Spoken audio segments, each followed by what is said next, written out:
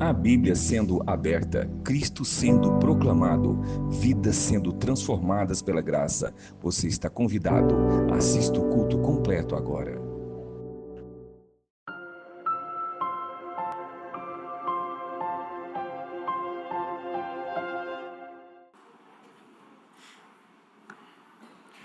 Boa noite, irmãos.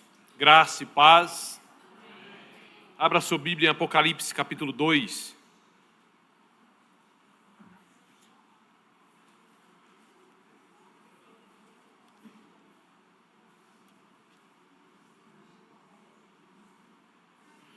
Estamos há alguns domingos sendo instruídos pelo Senhor Jesus a partir das cartas que Ele enviou para aquelas igrejas, mas nós já sabemos que não são cartas apenas para aqueles irmãos lá do primeiro século, lá na Galácia, mas são cartas do Senhor para nós, aqui hoje, portanto, cartas de Jesus para você.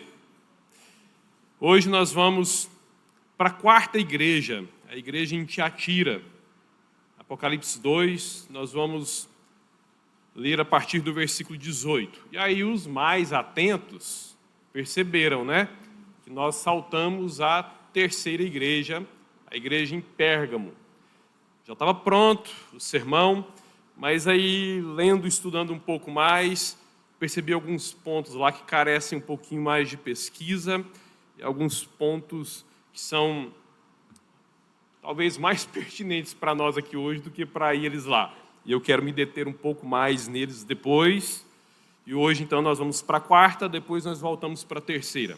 Então, hoje, Apocalipse 2, do 18 em diante, com a sua Bíblia aberta nesse texto, feche os seus olhos, ora ao Senhor, peça a Ele para falar com você.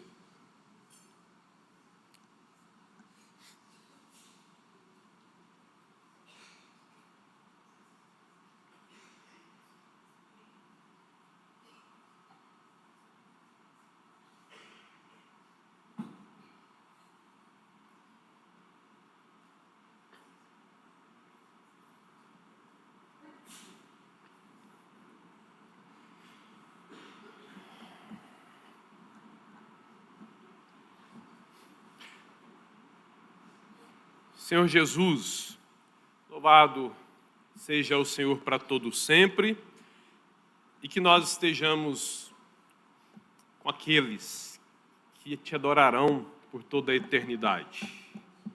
Que o que fizemos aqui agora seja só um pouco daquilo que faremos para todo sempre. É em teu nome que nós pedimos isso, Senhor Jesus, para a tua glória, para a tua honra. Mas agora nós nos calamos e nos aquietamos para te ouvir. Nós precisamos te ouvir, nós precisamos aprender com o Senhor, precisamos ser alimentados pelo Senhor, precisamos ser tratados por ti. E estas cartas, elas tratam de assuntos propícios para nós nos nossos dias. Questões que estavam presentes lá na igreja primitiva, mas que também são inerentes à nossa vida aqui hoje. Por isso, rogamos a ti, Senhor Jesus, tenha misericórdia de nós e fala conosco em o nome santo do Senhor Jesus. Amém. Antes, quero fazer uma consideração. Essas cartas, nelas, o Senhor Jesus, são cartas enviadas pelo Senhor Jesus para nós.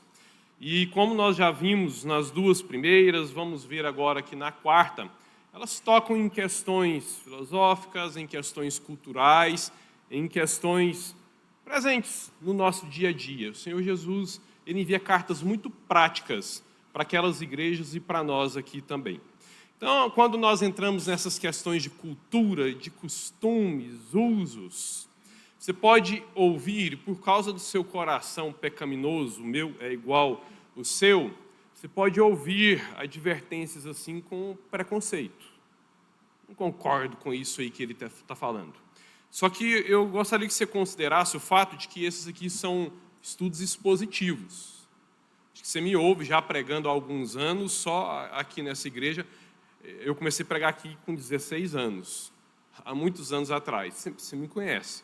E eu acho que você não me viu muitas vezes eu trazendo, eu acho, não. Isso aqui é tudo fruto de pesquisa.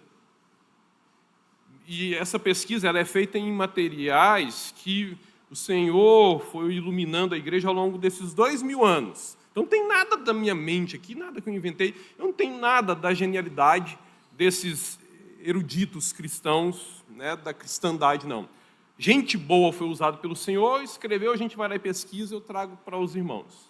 Então, quando você ouve isso aqui, né, esse estudo a partir do que o Senhor Jesus falou com a igreja, e aí você torce o nariz, você não está torcendo o nariz para mim, não. Você está torcendo o nariz para o Senhor Jesus. Porque nós estamos aqui apenas meditando no que Ele falou, e naqueles pontos que se tornaram difíceis para a compreensão por causa das mudanças culturais, com a passagem do tempo, nós estamos vendo que irmãos extraordinários foram usados pelo Espírito Santo para nos trazer à luz nos nossos dias. Eu só fui lá, li a Bíblia, li o que excelentes servos do Senhor, tementes a Deus, né, escreveram ao longo desses 2000 anos de história da igreja e trago para vocês. Eu sou só o papagaio deles, tá bom? Então, quando eu falo alguma coisa que você não concordar, nossa, mas não sei o que lá, cultural, ele tem uma ideologia, ele é disso ou daquilo, você está falando é para Jesus, não é para mim não. Tem nada que eu ache aqui, inclusive eu apanho. Quando eu leio, quando eu estudo a Bíblia, e muitas das coisas que eu trago aqui no púlpito, eu apanhei antes, tá bom? Dito isso, Apocalipse 2,18, se você torceu o nariz é para Jesus. Apocalipse 2,18, ao anjo da igreja em Tiatira, escreva: estas são as palavras do Filho de Deus, cujos olhos são como chama de fogo, e os pés como bronze reluzente. Ah, igreja em Tiatira, eu conheço as suas obras, eu conheço o seu amor, eu conheço a sua fé, eu conheço o seu serviço, e eu conheço inclusive a sua perseverança. Eu sei que você está fazendo mais agora do que lá quando você começou. No entanto, contra você eu tenho isto. Você tolera Jezabel, aquela mulher que ela se diz profetiza. Com seus ensinos, ela induz os meus servos à imoralidade sexual e a comer alimentos sacrificados aos ídolos. Eu dei tempo para que ela se arrependesse da sua imoralidade sexual, mas ela não quer se arrepender. Por isso eu, Senhor Jesus, vou fazê-la adoecer e trarei grande sofrimento aos que cometem adultério com ela, a não ser que se arrependam das obras que ela pratica. Eu matarei os filhos dessa mulher. Então todas as igrejas saberão que eu sou aquele que sonda as mentes e corações, e retribuirei a cada um de vocês de acordo com as suas obras. Aos demais que estão em Tiatira, a vocês que não seguem a doutrina dessa tal Jezabel, e dela não aprenderam, como eles dizem, os profundos segredos de Satanás, a vocês que não entraram nessa, eu digo, não porei outra carga sobre vocês. Então somente apeguem-se com firmeza ao que vocês têm, até que eu venha. O Senhor Jesus, ele começa, como nas outras cartas, assinando, né, sendo o remetente daquelas cartas, apresentando o destinatário, e ele sempre, em cada uma dessas cartas, ressalta alguns atributos dele. E aqui ele começa dizendo, essas são as palavras do Filho de Deus, os meus olhos são como chama de fogo, os meus pés como bronze reluzente. Eu que tenho essas características, eu com esses atributos, com olhos de chama de fogo e pés de bronze, declaro, igreja em Tiatira, eu conheço as suas obras, eu conheço o seu amor, eu conheço a sua fé, eu conheço o seu serviço e a sua perseverança. Meus irmãos, que extraordinário essa igreja ter essas marcas reconhecidas e declaradas pelo próprio Senhor Jesus. Nós estamos vendo em cada uma dessas cartas que aqueles irmãos eles viviam em tempos difíceis demais para a fé cristã. Alguma coisa mudou de lá para cá, para quem realmente quer honrar o Senhor? Estamos no mesmo mundo. Algumas coisas que nos assustam nesses dias, nos assustam porque a gente para de ler a Bíblia. Porque para quem está com os olhos fitos na palavra de Deus, nós não nos assustaríamos com nada do que vemos nesses dias. Se você ler Romanos 1, você vai ver que esse nosso mundo é o mesmo de antigamente. E é assim, desde que o homem caiu no pecado, a morte entrou, o homem se fez escravo do pecado e da morte.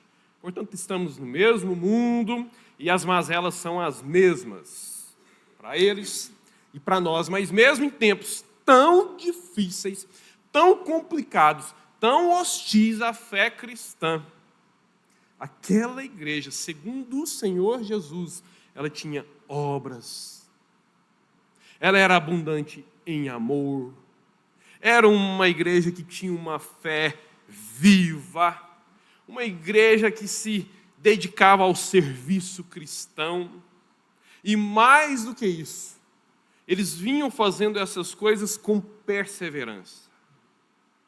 Isso aqui coloca essa igreja em um patamar acima, lá da igreja em Éfeso.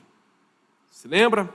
Porque a igreja em Éfeso, ela também tinha muitas obras, e ela estava servindo a Deus intensamente. No entanto, o que foi que eles perderam? Eles estavam fazendo sem amor. O Senhor Jesus dizia, eu vejo igreja em Éfeso, vocês são tão trabalhadores, vocês são tão dedicados, as portas estão abertas mesmo em tempos tão difíceis, mas uma coisa eu tenho contra ti, você perdeu o primeiro amor, e isso foi uma queda. Arrependa-se, veja onde foi que você caiu, que te levou a perder esse primeiro amor, e volta, continua fazendo essas coisas, mas volta a fazer essas coisas com amor. A igreja em Tiatira não, ela tinha obras, ela tinha fé, ela tinha serviço, e ela continuava amorosa, amor para com o Senhor, amor para com os irmãos, e de uma forma assim, olhos vistos mesmo, inclusive vistos por olhos que eram como chamas de fogo, pelo Deus onisciente, o Senhor Jesus glorificado, que tudo vê, que tudo sabe, estava acompanhando essas obras, essa fé, esse serviço, essa perseverança, sabendo que tudo aquilo estava embebido em amor. Que extraordinário, meus irmãos, e que chamado para nós. O fato de o Senhor Jesus elogiar esses aspectos, essas marcas na igreja em Tiatira, é um chamado dele para nós mesmos. Ele quer nos encontrar assim, com obras. Ele quer nos encontrar com uma fé viva. Ele quer nos encontrar servindo, e servindo-nos intensamente e com perseverança, mas sempre orientados, animados, fortalecidos pelo amor. Amor ao Senhor e amor uns para com os outros. Deve ser assim, porque é assim que o Senhor se vê agradado por nós. Porque disse o Senhor, através do apóstolo Paulo, lá para os nossos irmãos em Corinto, que era uma igreja cheia de dons espirituais, que não bastava, aliás, não era não bastar, era inútil eles terem tantos dons espirituais, e aí quem olhava para aquela igreja, identificava aquela igreja como uma igreja cheia de Espírito Santo, uma igreja tão ungida, uma igreja tão poderosa, e o Senhor falou, vocês estão igual sino fazendo barulho. E vocês podem fazer tudo isso e muito, mas muito mais. Se for sem amor, nada disso tem valor. Por isso, meus irmãos, que o Senhor nos dê essa doce capacidade, essa capacidade espiritual que só vem da parte do Senhor e só vem para os seus filhos. A capacidade de sermos perseverantes em obras, serviços, fé, mas com amor. Avalie-se constantemente. Eu tenho sido, assim, um crente fiel. Eu tenho estado presente na vida da igreja. Não, volta a estar. Estou fazendo com amor. Tenho feito com alegria. Tenho feito com prazer. Tenho feito com satisfação. Não, volta a fazer. Para que o Senhor Jesus, com seus olhos de fogo, olhem para nós e possam dizer, como é bom te ver assim. Fazendo com tanta dedicação, mas ao mesmo tempo, com tanta satisfação. Dedicação e satisfação, prova do amor presente. Ore a respeito disso. Preocupe-se com isto. Eu tenho feito? Não. Volte a fazer. Eu tenho feito com amor? Não, volte a fazer com amor. Lembre-se da advertência do Senhor Jesus para a igreja em Éfeso. Lembra onde foi que você caiu? Porque cair do amor é queda. Não é um mero deslize, e aqui estava o Senhor Jesus repreendendo Éfeso por falta de amor e exaltando Tiatira pela presença do amor. E ele continua, a parte B do versículo 19, eu sei que você está fazendo mais agora do que no princípio. Começar bem é fácil. Continuar bem é difícil. Terminar bem é complicadíssimo. Mas é a nossa meta, é nosso alvo. Terminar tão bem ou até melhor do que nós começamos. E aqui assim estava essa igreja. Se o Senhor Jesus voltasse naquele momento, aquela igreja seria encontrada fazendo mais naquele momento, uns 40 anos depois da fundação daquela igreja, do que quando aquela igreja começou. E se ela começou no primeiro amor, mais intensidade nessa disposição, nessa alegria, eles estavam fazendo 4 décadas depois, num mundo tão difícil, num contexto tão complicado de se servir a Deus. E aqui uma advertência, um chamado para nós também. Ah, mas hoje é difícil demais. Nunca foi mais do que em cada época. Cada época teve os seus próprios desafios. Cada época as suas próprias tentações e o pecado presente em todas elas. Mas também a graça do Senhor presente em todas elas, o chamado para o arrependimento presente em todas elas, e a capacidade do alto de nos levar a honrar o Senhor, mesmo em meio a essas adversidades e a todas as dificuldades, sempre, sempre, sempre presentes. Por isso, nesse ponto aqui, Senhor, me ajuda a ser como aqueles irmãos lá. Mas mais do que isso, como aqueles irmãos, eu não quero estar estagnado num ponto, eu quero evoluir, eu quero crescer. Meus irmãos, nós não fomos chamados apenas a usar os nossos dons, nós fomos chamados a desenvolver os nossos dons. Quando nós fomos salvos, nós fomos chamados para um processo evolutivo. Morreu o velho homem, nasceu a nova criatura, e essa nova criatura imediatamente foi colocada no processo dela crescer. E ela se tornar gradativamente, paulatinamente, cada vez mais parecida com o novo homem, o novo Adão. Falamos isso aqui constantemente. Nós estamos no processo de continuamente estarmos crescendo para nós sermos cada vez mais parecidos com o Senhor Jesus. E no nosso serviço tem que ser assim também, porque como também já falamos várias vezes, não existe aposentadoria na vida cristã. O chamado nosso para servir o nosso Senhor é para a eternidade. Aqui só começou e é para todo sempre. Por causa do avanço da idade, das nossas limitações físicas, mentais, com o passar dos anos, nós podemos mudar as funções, mas abandonar o arado, jamais. Jamais. Então, se de repente você pensa assim, não, eu estou fazendo muito já, eu já fiz demais até aqui, está na hora de eu pendurar a chuteira, passar o cajado. Não tem isso. Não tem isso na vida cristã. Que é um chamado para o crescimento, para a evolução. Perseverar, mas para cima. Eles perseveravam não numa pista linear, plana. Eles perseveravam para cima. Eles eram insistentes em crescer. É assim que eles estavam, e esse é o desejo do Senhor para nós. Crescermos no exercício dos nossos dons, nos envolvermos cada vez mais com a obra, a casa do Senhor, os projetos de Deus para nós. Nunca pararmos de perguntar, Senhor, e agora o que é que o Senhor tem para mim? Senhor, e a partir de agora, o que é que o Senhor quer fazer através de mim, já que não existe aposentadoria? Já que eu me encerrei naquele ministério, agora, qual é o próximo passo? Qual é a próxima missão? É o chamado do Senhor para nós. Para perseverança crescente, continuamente para cima. E o Senhor, Ele tem isso para nós. O Senhor faz isso nas vidas de todos os seus filhos. que entendem isso e que se rendem a esse processo de crescimento dele. Como é que você está nessa fase da sua vida cristã?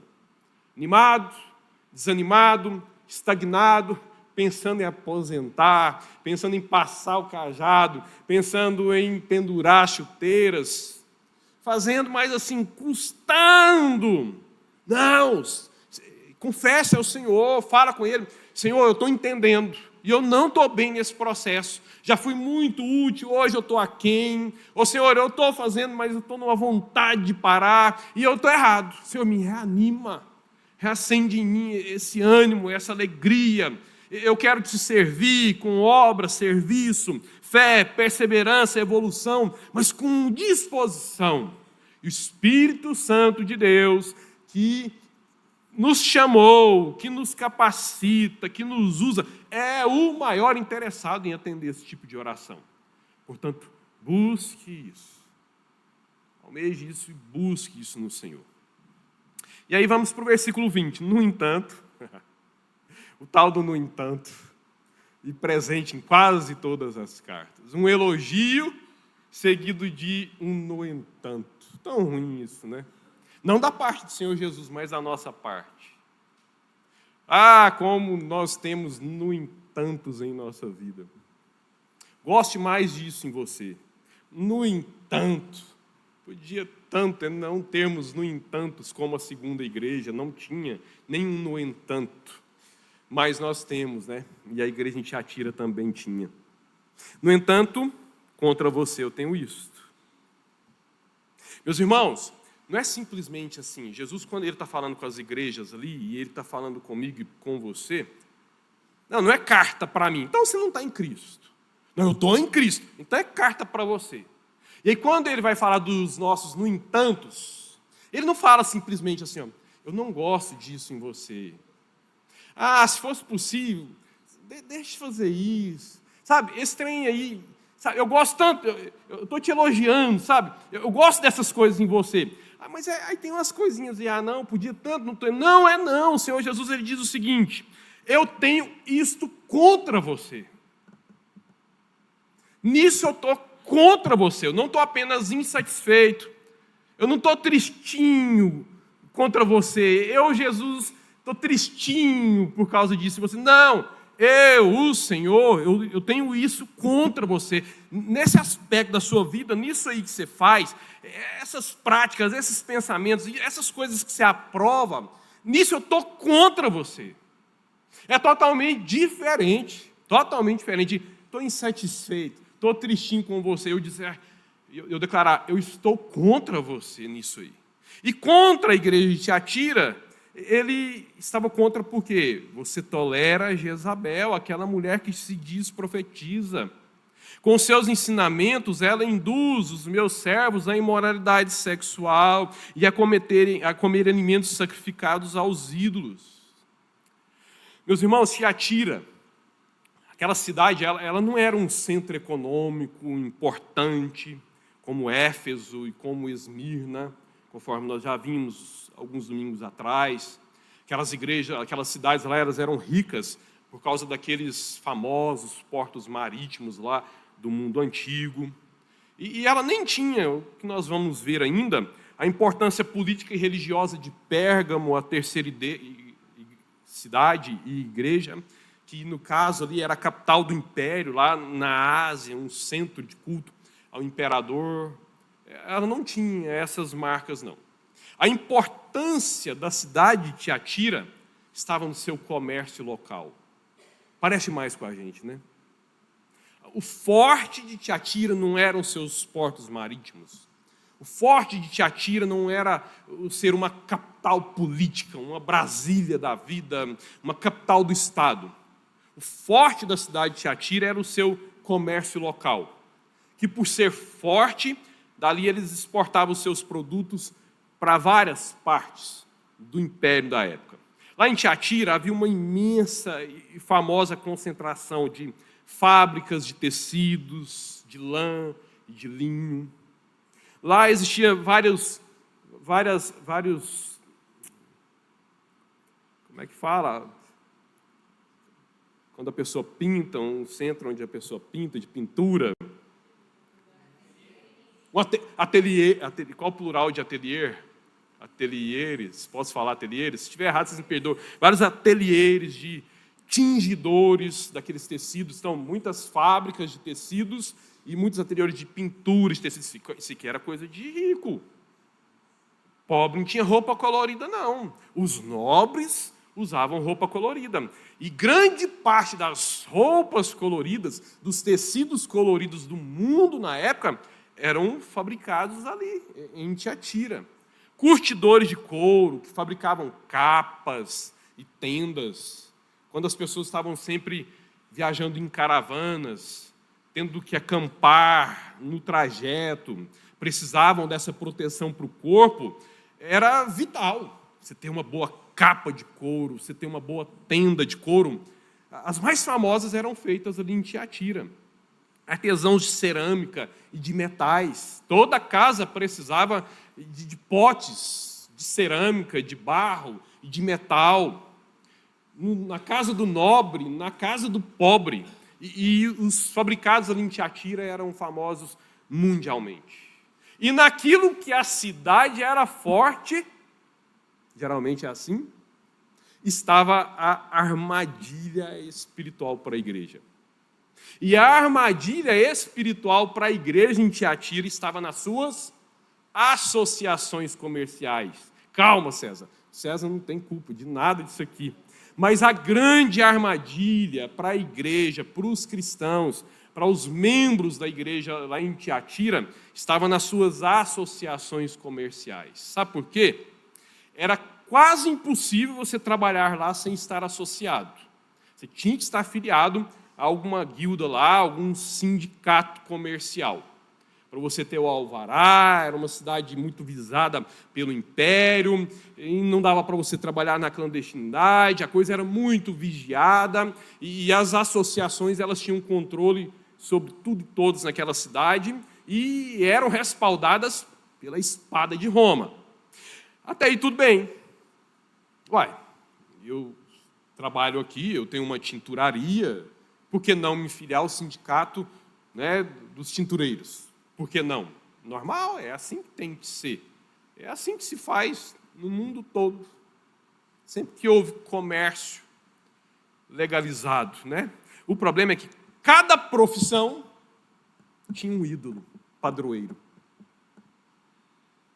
Então, tinha um ídolo, o deus dos curtidores de couro. Tinha um deus dos fabricantes de tecidos. Tinha a divindade dos tintureiros, tinha a divindade padroeira dos que fabricavam utensílios de metal e os potes de cerâmica.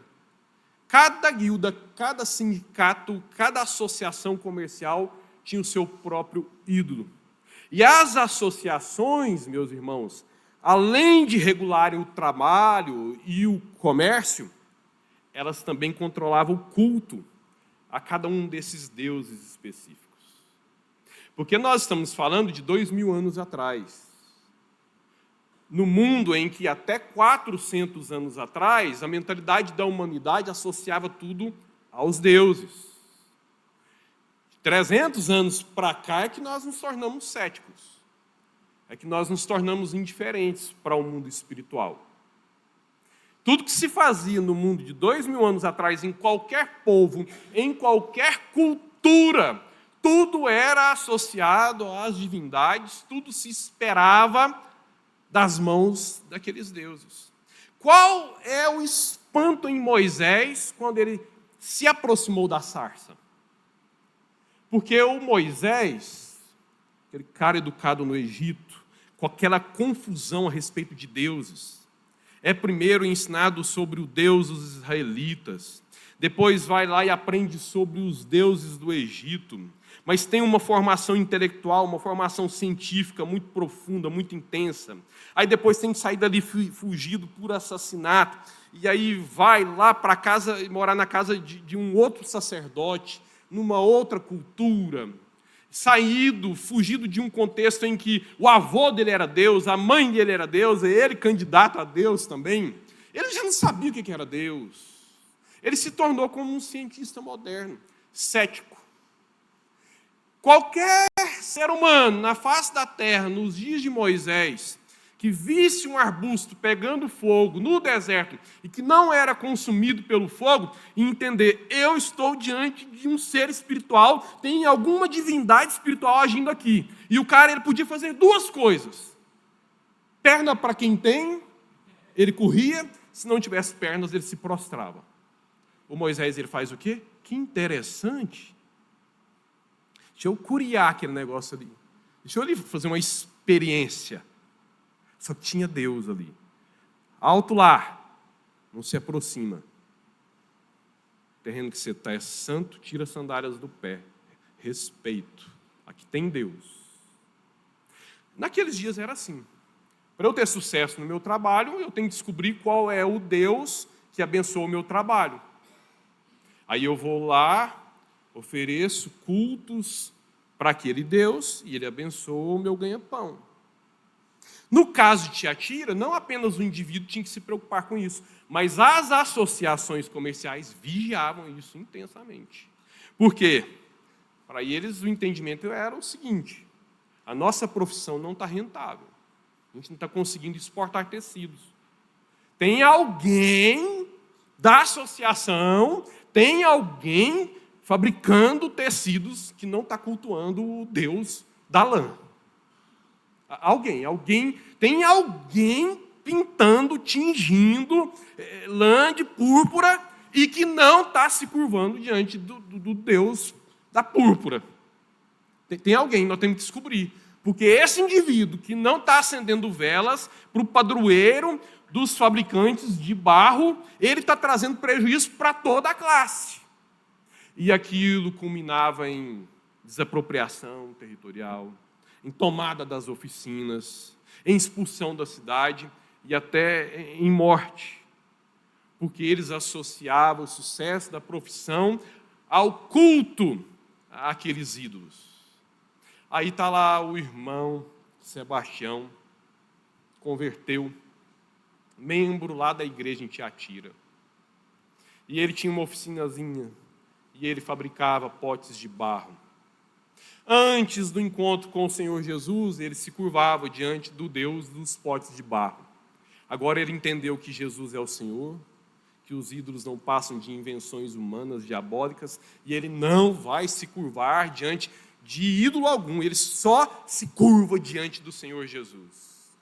Está tendo prejuízo para os fabricantes de barro. Temos que descobrir. Os cristãos são resistentes a esse negócio de adorar outros deuses. Quem na associação virou cristão? O irmão Sebastião.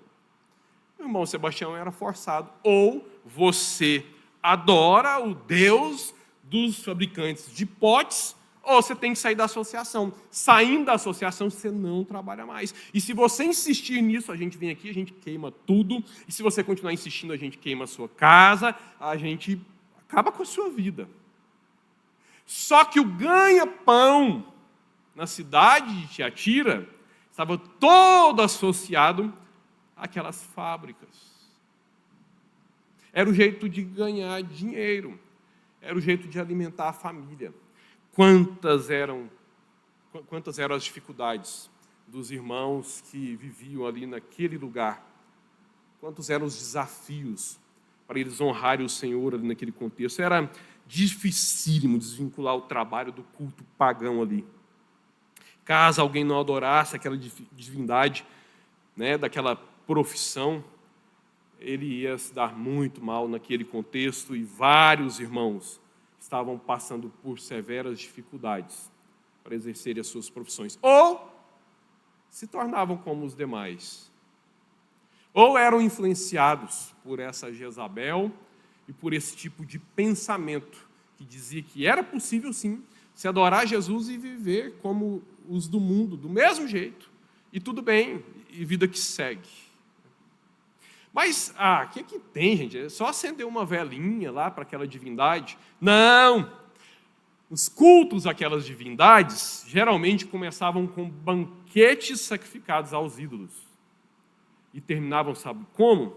em orgias sexuais cerimoniais. Assim que era a maioria dos cultos para aquelas divindades. E você se lembra qual foi a primeira grande decisão tomada pela igreja? No caso aqui, com relação àqueles irmãos, há anos atrás, mas que era uma decisão para a igreja toda, tomada lá no concílio de Jerusalém. Os gentios não precisam se circuncidar e eles não precisam se tornar judeus para serem salvos. Basta que eles creiam em Jesus, arrependidos dos seus pecados. No entanto, aos gentios, nós decidimos que vocês não devem comer comidas sacrificadas aos ídolos e vocês devem se abster das imoralidades sexuais. Isso era uma decisão bíblica para os gentios. Vocês não precisam ser circuncidados, mas vocês não podem comer comidas sacrificadas aos ídolos, nesse contexto pagão em que vocês vivem, e vocês devem se abster das imoralidades sexuais. Portanto, aqueles irmãos, eles estavam proibidos de se associarem àqueles cultos relacionados ao exercício das suas profissões. E aí ganhar dinheiro era algo muito pesado para cada um deles. Mas aí aquela igreja, tinha gente lá dentro que não ia abrir mão de ganhar dinheiro, né? Precisa de dinheiro. E aí eu tenho que ser fiel a Jesus, mas eu ser fiel a Jesus aqui implica em eu ter prejuízos materiais. Como é que eu faço isso? Aparece essa profetisa, que Jesus não menciona o nome próprio dela, mas associa ela a um dos piores nomes da Bíblia, a Jezabel, aquela esposa de Acabe, lá dos dias do profeta Elias, aquela que dominou o fraco do Acabe e institucionalizou o culto a Baal em Israel, fazendo com que Israel se esquecesse do Deus de Israel, a Jezabel. E Jesus, então, olhando para aquilo que aquela mulher estava fazendo ali no meio daquela igreja, ele correlaciona aquela mulher, aquela Jezabel, assim como Jezabel levou Israel a se afastar de mim e a se render a Aserá e a Baal, essa mulher está fazendo a mesma coisa. E o problema é que ela se diz profetiza. Eu nunca falei isso a respeito dela, nunca nenhum presbítero a reconheceu como tal. Ela se intitula profetisa. E vocês aceitam. E vocês engolem esse caroço. Felizes da vida. E por ela trazer para si esse título, a profetisa de Deus, ela está exercendo, o fato de vocês aceitarem, ela exerce influência espiritual e moral sobre vocês. Os irmãos da igreja em Éfeso, eles foram elogiados porque eles não toleravam falsos mestres. Eles desmascararam falsos apóstolos. Eles afugentaram os que ensinavam lá as heresias dos nicolaítas naquele tempo. E Jesus os elogiou por isso.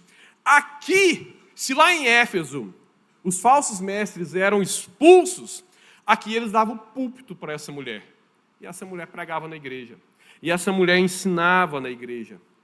E ela não explicitamente, mas de forma velada, estava influenciando a igreja a participar de sacrifícios e de sexo ilícito como forma de adoração.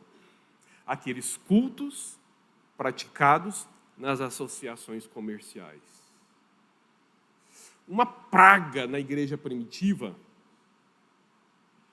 foi essa confusão que muitos fazem ao dicotomizar a nossa vida, ao fragmentar a nossa vida. Eu tenho a minha vida espiritual, e eu tenho a minha vida profissional, e eu tenho a minha vida familiar, e eu tenho a minha vida financeira. Então, quando eu vou lidar com a minha vida financeira, eu vou me dedicar para aquilo. Quando eu vou lidar com a minha vida familiar, eu vou me dedicar àquilo. E quando eu vou lidar com Deus, eu vou lá para a vida espiritual. É o armário, né, que eu ilustro, que eu uso para ilustrar para os irmãos.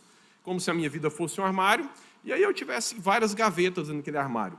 Então, eu tenho a gaveta da minha vida profissional, eu tenho a gaveta da minha vida financeira, e eu tenho a minha gaveta de Deus. Acontece que essas gavetas, elas estão completamente desassociadas umas das outras. E aí, quando eu estou lidando com a minha vida financeira, isso não tem nada a ver com Deus. Quando eu estou lidando ali com a minha vida profissional, isso aqui não tem nada a ver com Deus. Agora, quando eu chego domingo, eu tenho que ir para a casa do Senhor, aí eu abro a gaveta de Deus. Acaba o culto, eu fecho a gaveta de Deus e vida que segue. Eu vou lidar com as outras gavetas. Só que a palavra de Deus diz que nós somos seres espirituais. E a nossa vida com Deus, ela não deve ser uma gaveta, ela tem que ser um armário. E aí, todas as outras áreas das nossas vidas, elas devem ser vividas em Deus. Só que a gente não entende isso. E se a gente entende, a gente só entende intelectualmente, porque na hora de mexer com o armário, a gente cria uma gaveta e põe Deus lá dentro. Na prática é assim. E isso é muito antigo, lá eles faziam isso.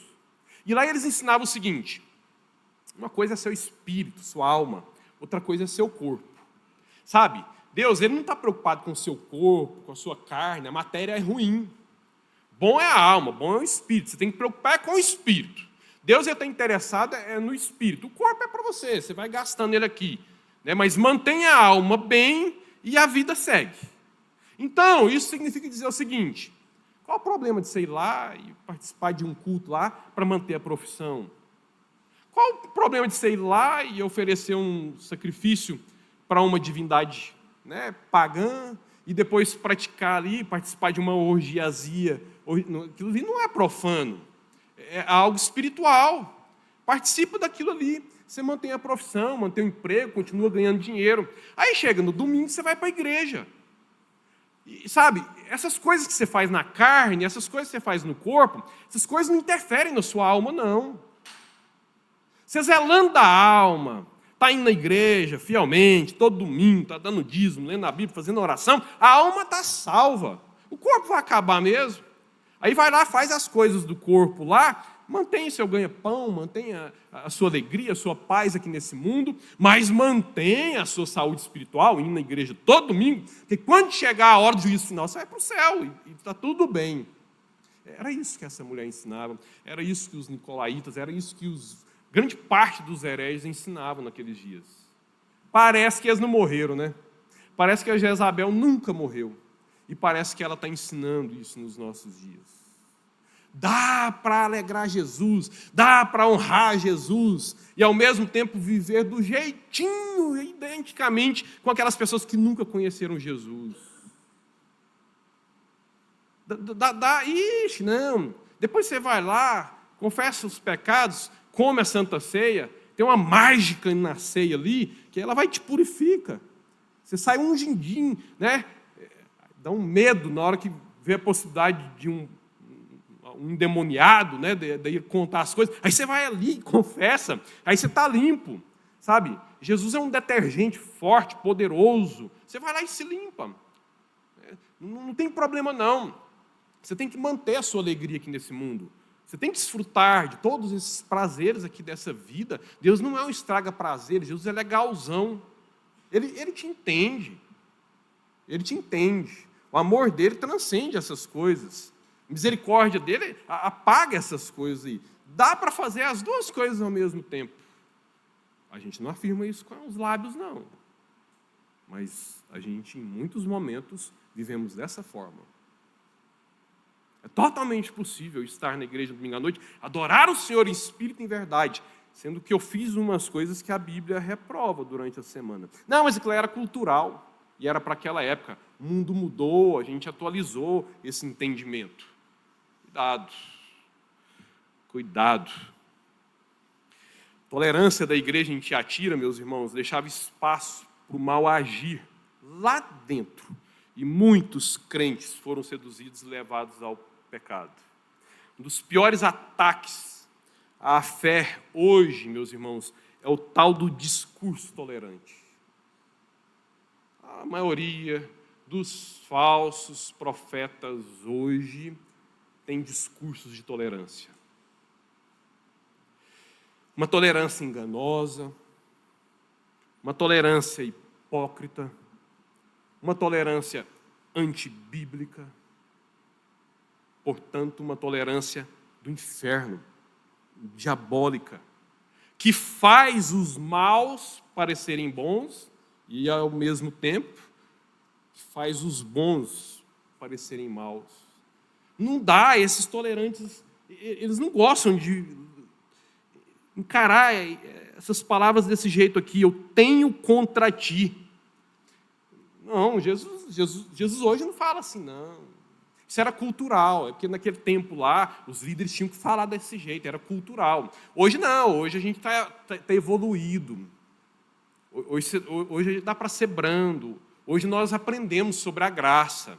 Então não é assim. Não, Jesus hoje não falaria mais, eu estou contra você nesse negócio. Não, hoje, se Jesus estivesse aqui e fosse mandar essas cartas para nós, ele ia falar assim, não, fiquei tão triste com você por causa daquilo. Faz isso mais não, bobo. Se for possível, tenta melhorar nisso aí.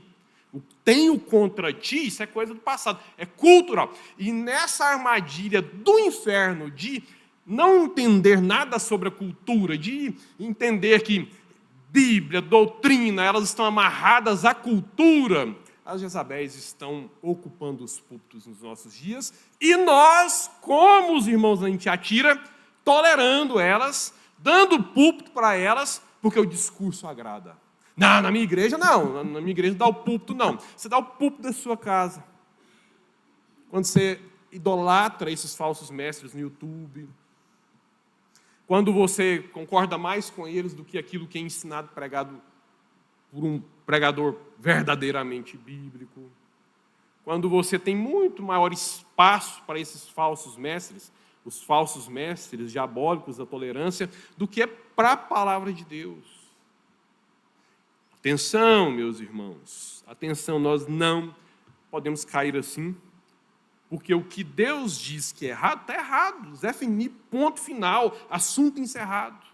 E se o mundo disser que está certo, por mais que seja sedutor, será. Por mais que seja aparentemente agradável, será. Por mais que seja bonito, e será. Por mais que pareça mais intelectual, por mais que pareça mais genial, por mais que venha assim, cheio de purpurinas do nosso tempo, falso intelectualismo, falsa cultura avançada, sabe? Se o mundo vier e disser, ainda que de forma muito atrativa, mas for contrário ao que Jesus já falou há tempos, o mundo está errado. Jesus não erra, porque Ele é aquele que tem os olhos de fogo, transparente, poderoso, claro, sincero, que não perde a sua essência, que não é afetado e mudado pela cultura, que Jesus não está mendigando o seu amor.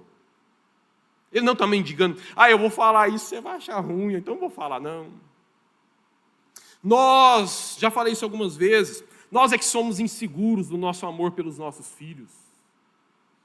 Nós não temos segurança do nosso amor pelos nossos filhos. Aí a gente não quer contrariar eles. Porque a gente não tem a capacidade de formar o amor deles por nós. Gostei muito de uma vez, eu não me lembro mais quem, conversando com o filho, e a mãe deu uma ordem para o filho, e o filho ficou muito bravo, e eu não quero, eu não gosto disso, eu não gosto de você. E a mãe respondeu, não importa se você não gosta de mim, hoje você tem que me respeitar. E se você crescer me respeitando, um dia você vai me amar. Quando chegar a hora de você me amar, você vai me amar. Nós, os adultos, os nossos pais não nos dão mais ordens. Nos deram muitas no passado, bateram na gente no passado. Hoje nós os amamos, nós os respeitamos. Hoje nós não precisamos deles mais, da provisão, do sustento, mas nós os amamos. A gente quer ir lá, a gente faz questão, a gente liga, a gente quer, pelo menos a maioria de nós. Eles conquistaram o nosso amor, eles construíram o nosso amor, porque eles eram seguros do amor, eles não estavam preocupados se a gente ia achar ruim. Agora a nossa geração não, nossa geração não ama. Nossa geração idolatra, é diferente. Então eu não posso desagradar meu filho, vai que ele fica chateado comigo. Jesus não está mendigando esse amor, ele não é inseguro do amor dele para conosco. Ele, por causa do amor dele para conosco, ele nos faz amar também. Vocês me amam porque eu os amei primeiro. E ele é completamente seguro disso. Então ele não muda o discurso, ele manda essa carta para nós, e é carta para nós, continua no mesmo tom. Isso que você faz, eu sou contra. Goste mais disso que você está fazendo, continua, né? Estou feliz, mas isso aí eu sou contra você. Você tem que mudar isso aí. Senão não vamos ter que conversar sobre isso aí. Atenção para os discursos de tolerância nos nossos dias. eles não vêm do céu. Eles não saíram dessa Bíblia. Nessa Bíblia nós temos Jesus, que nos ama, que deu a sua vida por nós, quando nós éramos pecadores, dando assim a maior prova de amor de toda a história da criação. Mas é Ele também que vem e fala, nisso que você faz, eu sou contra você. Você tem que mudar. E você tem que se arrepender. E sobre a Jezabel ele fala, versículo 21, eu dei tempo para que ela se arrependesse. Ele dá tempo, ele espera, ele insiste, como aconteceu no Antigo Testamento. Vários profetas, para Israel, muda Israel. Se vocês não se arrependerem, vai acontecer isso, será assim, aí eu vou ter que trazer disciplina. E Deus vai enviar Isaías e os da sua geração. Mas aí chega o ponto que Israel não se arrepende, não abandona a idolatria, não abandona por consequência a injustiça social. Aí chega o tempo do profeta Jeremias. Agora não é tempo de arrepender mais, não. Porque vocês não vão se arrepender mais. Agora é tempo de aceitar. Nabucodonosor é meu servo. E vai matar vocês. E vai levar vocês para o cativeiro. E vai destruir a cidade. Não. Os falsos profetas. Paz. Não. O Deus de Israel se levantará em nosso favor. Vai punir Nabucodonosor. O profeta verdadeiro. Vocês estão falando paz. Quando não há paz, vai ser guerra. Foram séculos e séculos Deus falando, arrependa-se, mude. Vocês insistiram no pecado. Agora é a hora da disciplina. Então aceita a disciplina. Não adianta espernear, não adianta pular. Sabe o filho que resiste à disciplina e pula, tenta. Mas a mãe é mais rápida, é mais forte, é maior. Sabe? Você sabe o que eu estou falando. Jesus, não adianta. Eu vou vir, vem com Nabucodonosor, ele vai pegar vocês, vai levar vocês com argolas no nariz para lá. Mas aí eu não vou abandonar vocês lá, não. É disciplina, não odeio vocês, não. Não é minha ira, é meu amor, eu provando o meu amor através da disciplina. Primeiro eu chamei, vocês não vieram. Agora eu fui. Depois vocês vão voltar completamente transformados. E Israel volta, 70 anos depois, nunca mais se curva perante os falsos ídolos. Aí está ele aqui. Eu dei tempo para que a Jezabel se arrependesse da sua imoralidade sexual, mas ela não quer se arrepender. Salmo 145, o Senhor, Ele é misericordioso e compassivo, Ele é paciente e Ele é transbordante em amor. Ele é infinito em amor, o amor dele derrama. E o Senhor, versículo 9 do Salmo 145, o Senhor é bom para todos. A sua compaixão alcança todas as suas criaturas. O Senhor, Ele oferece arrependimento e perdão para todos. Ele chama todos para o conserto, para voltar para a aliança. Mas aí a mesma Bíblia, o mesmo Espírito inspirando o registro sagrado, vai lá e fala em Gálatas 6,7. Mas não se deixe enganar. Esse Senhor que é misericordioso e compassivo, paciente e transbordante de amor, esse Senhor que é bom para com todos, cuja compaixão alcança todas as suas criaturas, não se deixe enganar, Gálatas 6.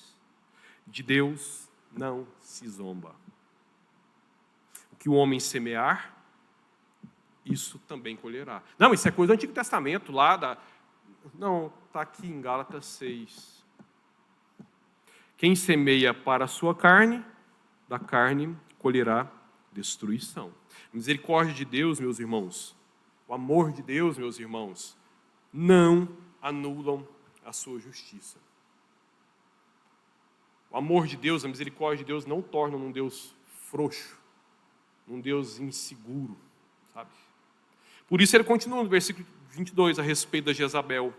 Por isso, por ela não ter se arrependido, eu vou fazer ela adoecer. Jesus! O Senhor não é assim, não. O Senhor é amoroso. O Senhor é o médico dos médicos. O Senhor falando que vai fazer essa mulher adoecer por causa do pecado dela, eu vou fazê-la adoecer, sabe? O Filho de Deus tem pés como bronze reluzente. Foi por isso que ele se apresentou assim. O Filho de Deus tem pés como bronze reluzente. Pés duros e firmes para esmagar os seus inimigos. E ele usaria a sua firmeza contra aquela pecadora impenitente, sim, e faria ela adoecer por ela não ter se arrependido dos seus pecados. Porque além de pecar, ela estava induzindo outros a pecarem.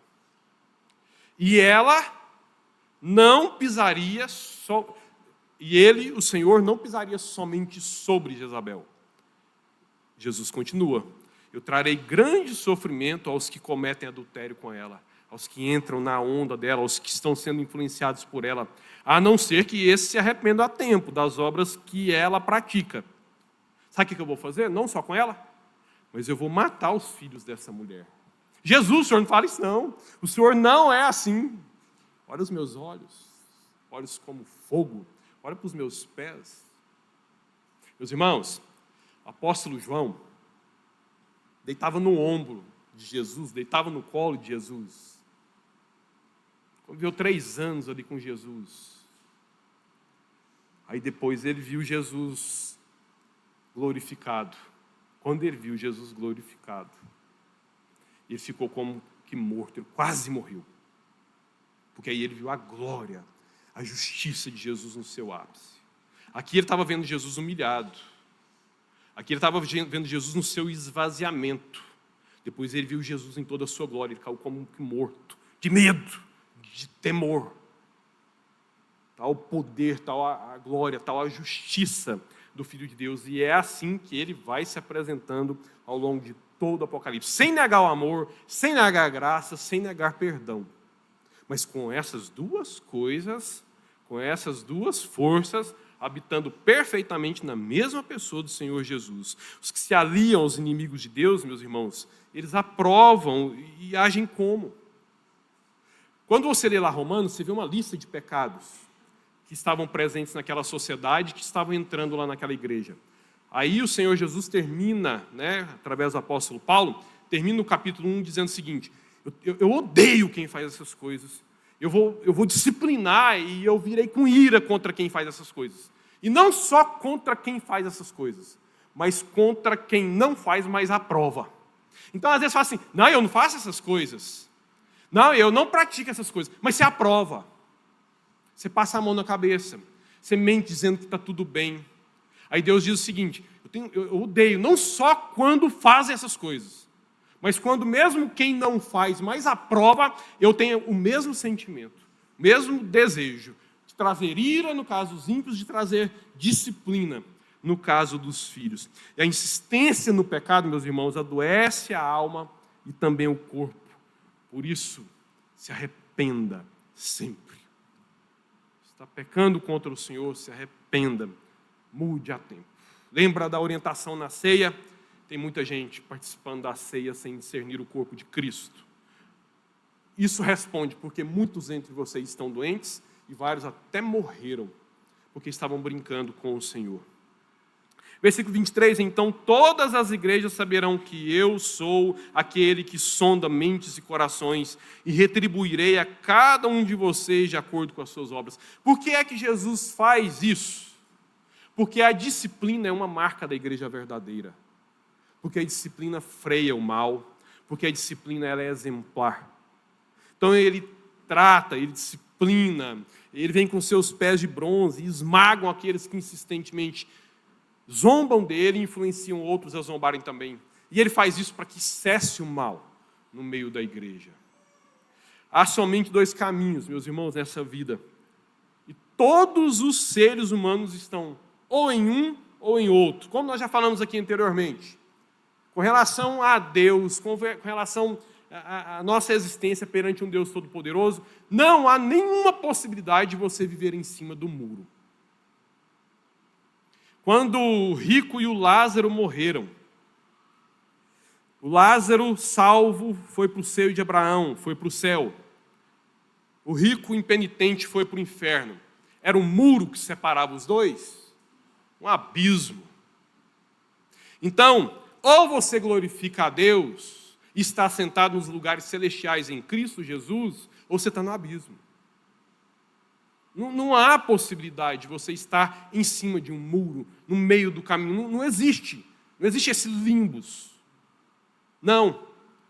Ou você está assentado nos lugares celestiais em Cristo Jesus, ou você está no abismo. O Senhor, Ele zela pela sua própria honra, Ele não deixará impunes os que zombam dele, e Ele sempre recompensará os que o honram.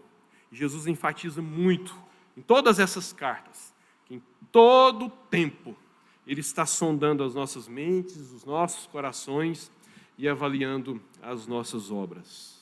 Versículo 24, aos demais que estão em Tiatira, a vocês que não seguem a doutrina dela e não aprenderam, como eles dizem, os profundos segredos de Satanás, a vocês eu digo, não porei outra carga sobre vocês.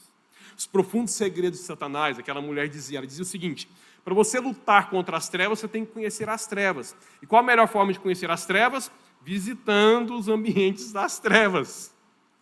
Sabe, não é assim que funciona. Só vai para o abismo quem é do abismo. Quem não é de lá, não vai lá. Graças a Deus, meus irmãos, que ali também havia gente fiel a Deus e que não caiu na conversa daquela mulher, que pagou o preço para honrar o Senhor em tempos tão difíceis, porque o remanescente fiel, ele sempre existiu. Que nós estejamos no meio do remanescente fiel. Que altos custos, que com muitas dificuldades, que com muitas formas de prejuízos escolhem honrar o Senhor a todo preço.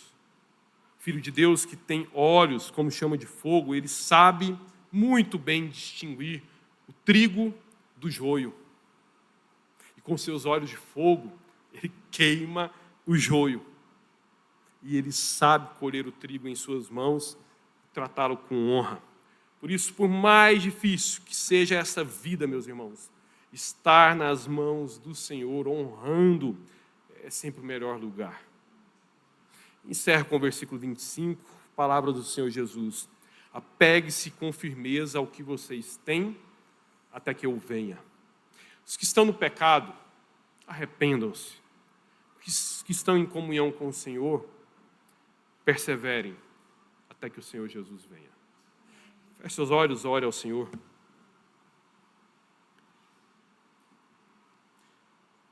Como disse o apóstolo Paulo, lá em 1 Coríntios 11, examine-se o homem a si mesmo.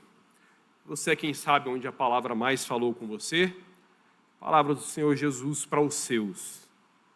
Se você está em Cristo, uma carta de Jesus para você. Você é que sabe sobre o que você precisa orar, você é que sabe do que é que você precisa se arrepender, você é que sabe no que é que você foi chamado a crescer. Ore sobre isso, então. E agradeço ao Senhor Jesus por Ele ter enviado essa carta de amor para você.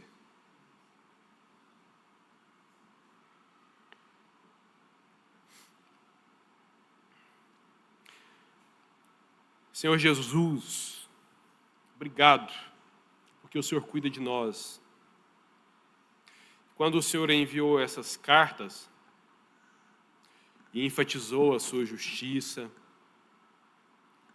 chamou atenção para a sua disciplina, o Senhor estava dando provas do teu amor para conosco. O Senhor queria nos corrigir, nos consertar,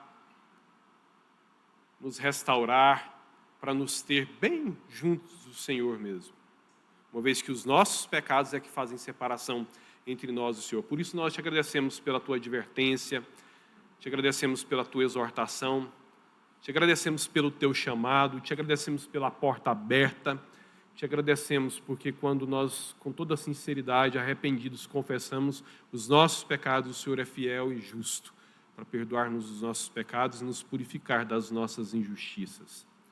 Nos abençoe, nos restaura, nos converta como filhos, como povo, como igreja do Senhor que somos. Para a tua glória, Senhor Jesus, e para a nossa alegria em Ti. Em Teu nome, amém.